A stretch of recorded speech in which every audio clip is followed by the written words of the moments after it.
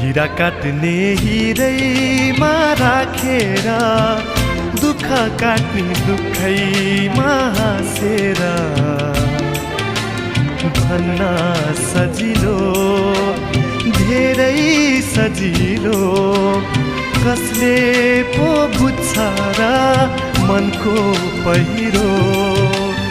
दैव छोडेर दैव